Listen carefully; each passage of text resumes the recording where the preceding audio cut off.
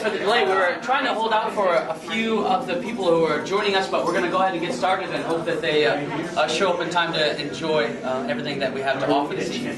So thank you for being patient with us. And Mary is bringing around our first dram, the Cashew Amigo. So in Rio, probably the most popular juice to add to spirit besides guarana is cashew juice. Now cashew juice, if you've never had it before, is a very strange flavored juice. It's kind of creamy, just like the cashew nut can be. So the cashew actually comes from a fruit. And so the cashew fruit itself is not poisonous. As you know, the cashew shells are quite poisonous, and the nuts have to be roasted considerably in order to remove all of the toxins. So the cashew fruit itself has been pressed here for us, and you will notice right away that it has a lot of texture. It's very rich. So typically, after a long day's work in the fields, you might come home in Rio, and the first thing you do is mix a little cashew juice with a little bit of cachaça, and we call it the cashew de amigo, or the friendly cashew. So here, just equal parts cashew juice and cachaça, with just a little bit of simple syrup. Okay, so on the plate you'll see from the Rio side, I said again the pão de queijo, which is the cheese bun made with the tapioca flour, as well as the New Orleans side will be the muffaletta. This is a classic Sicilian sandwich. So we start with a little garlic aioli on rustic Italian bread. And then from there, all of the delicious Italian meats we're familiar with, pepperoni and salami and spicy capicola, along with a little mortadella, which is an Italian-style cured ham, a little bit of our Kalamata olive tapenade, and then just a little bit of mozzarella cheese as well.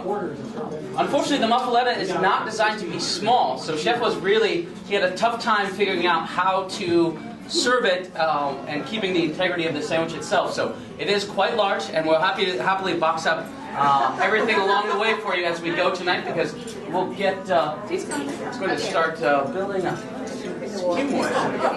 So we had to really ad-lib it to sort of recreate this cocktail, because the cognac was no longer available and the absinthe was no longer available. So he brought out the rye whiskey, and he developed a bitters and tried to recreate it. So this cocktail, when Katie makes it behind the bar, she kind of pulls out all the ingredients and sets it up kind of like a mischievous mixologist kind of deal. There's a lot of ingredients that go into it. The modern day Sazerac is made with both rye and cognac. So we would use Bullet Rye and Hennessy Cognac.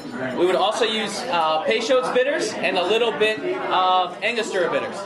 So for this cocktail, the first thing you should do with your mini martini glass, you'll notice there's a little bit of liquid in the bottom, and that is actually absinthe. Just kind of roll it around the glass and make sure that's not pooling at the bottom. And just roll it around, make sure it's coating the glass. We don't want it to dominate the flavor. So if it's already pooling at the bottom, it will kind of take over. So just roll it around the outside of the glass and get it to kind of stick everywhere. And then go ahead and pour your cocktail over it. I'm going to make my own here.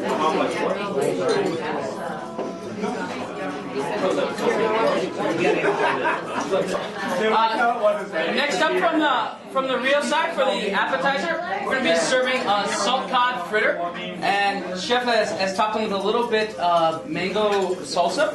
Now the salt cod fritter, it is salted cod with a little bit of potato, and that's pressed and turned into a kind of like an arancini style. And then it's over the mango salsa, and it should be fairly bright, but it should be very strong. The salted cod, if you've never had it before alone, has some really strong flavors. And so the mango is to brighten it up, and the potato is to kind of level it out. From the New Orleans side, Chef serving oysters Rockefeller, a nice classic here, and we selected the Sazerac based loosely on the oysters Rockefeller. The cream spinach along with the Pernod from the Rockefeller will just go extremely well with the Sazerac. Again, that anise flavor, that licorice note through the cocktail should really bring the Rockefeller, the Pernod in the Rockefeller out really well. Mary and Melissa are coming around with the Bossa Nova. This is old school Rio cocktail here. This one is probably the most complex of the drinks you'll see tonight. We start off with apricot brandy. We use MardiGras. It's pretty difficult to get your hands on, but it is the best apricot brandy on the market. It's made in France. It's really phenomenal. So we add a little bit of Galliano, which is an Italian liqueur with a little bit of vanilla, anise, and citrus flavor. A really nice spirit. Are you writing this down? We'll add dark rum, pineapple, and lemon juice, along with an egg white, just a single egg white per cocktail. What would I ever have done without it? So the bossa nova is actually, it's a dance and a style of music in Brazil. It's heavy on string guitar and piano. Most of the music you're hearing now is in the bossa nova tradition. And so when you smell this drink, you get kind of everything. The apricot brandy is definitely leading the way on the nose. And then the Galliano adds that vanilla and the citrus and the anise. And of course there is a little bit of lemon and pineapple, and those are there as well. And then the dark rum is providing that sort of molasses vein in the background. So if we get drunk on this, can we blame it on the bossa nova? That's correct. You can blame it on the bossa nova. That's right. Yes, and the red color. The jambalaya tend to be tomato based, where the feijoada will tend to be black beans.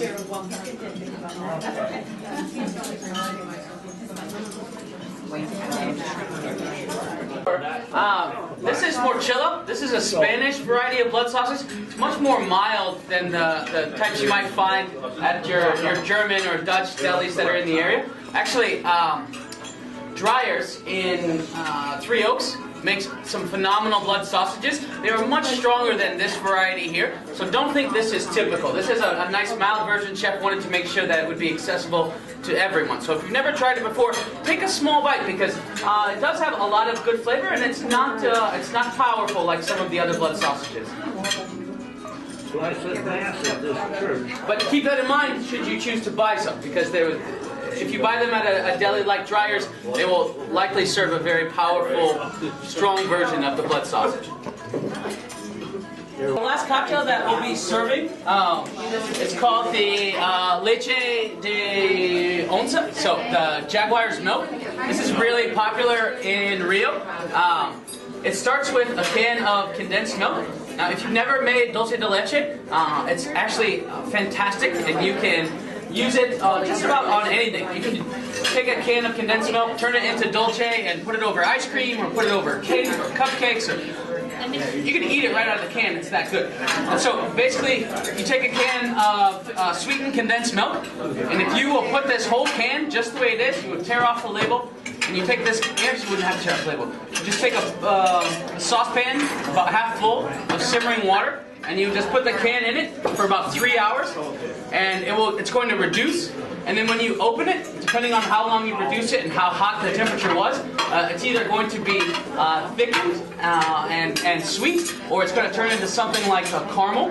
And then the longer you leave it on, it will turn into a kind of a custard-like consistency, and then pudding. And then if you take it all the way down, it will turn into just a really thick, rich, sweet, delicious mess. I don't know what to call it. But after about 2 hours, it will start to turn and change, and the sweetness will start to increase as it condenses. And then you take it from 2 to 3.5 hours. It has some very different stages where it's pretty viscous, and you can manipulate it like liquid. But then after a while, it will turn into a kind of pudding, and then a custard, and then eventually it turns into something very hard, but still very sweet and delicious. What is the name of it again? Sweetened condensed milk.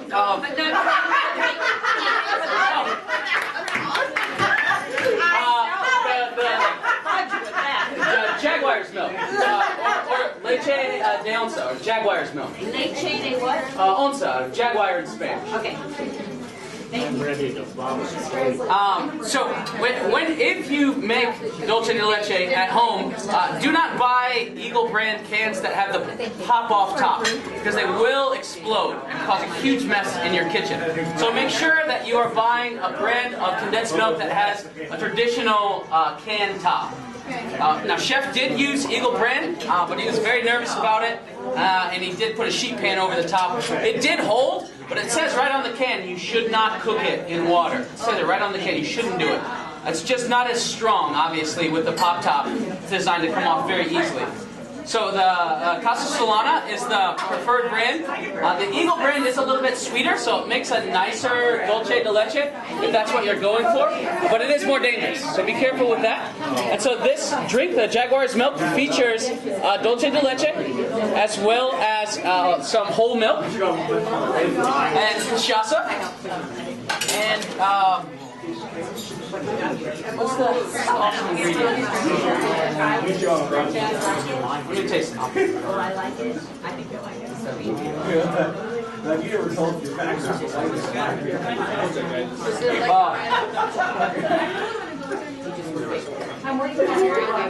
Is there like a one? There is cachaça, the Brazilian rum. Oh, Katie made a really nice version today. This is really nice. So you can tell the dulce is doing the work here. If you know what the dulce tastes like, it's nice and sweet and creamy. We had a little bit of milk. We do blend it with some ice to sort of thin it out. And then the cachaça is always there in the background. It's that dry cane sugar flavor.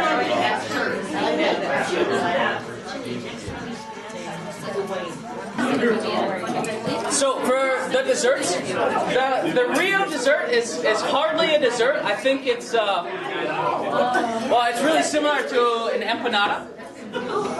So it will look somewhat like an empanada, and it is cream cheese filled. The chef also adds a few other things, but the base is more or less cream cheese. And then the features and what makes it a dessert would be papaya puree, and so that's extremely sweet. And then he's also added on the base of the plate something else really delicious. What is it? A guava puree as well. So the guava will be white, and papaya will be a kind of burnt orange color, and you'll see them both on the plate. And then you'll have a kind of empanada-looking puff pastry filled with more or less cream cheese. Yes, and for the New Orleans dessert, we'll be serving king cake. Now, king cake, that's fairly traditional. Now, the cake itself, well, when I remember when I was a kid, it was always terrible. It had just very little flavor. But chef did a great job of flavoring the king cake. But the best part of king cake was always the king. For the baby. That's right. So I want everyone to cut their cake down the middle so as not to consume the baby Jesus. So, should someone find the baby Jesus inside their cake, chef has prepared a Brazilian feast for you.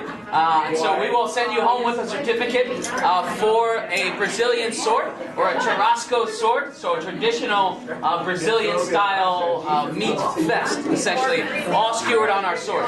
So one of these king cakes will, in fact, have the baby Jesus icon in it. So please cut your cake down the middle before taking a bite so that we can reveal the cake.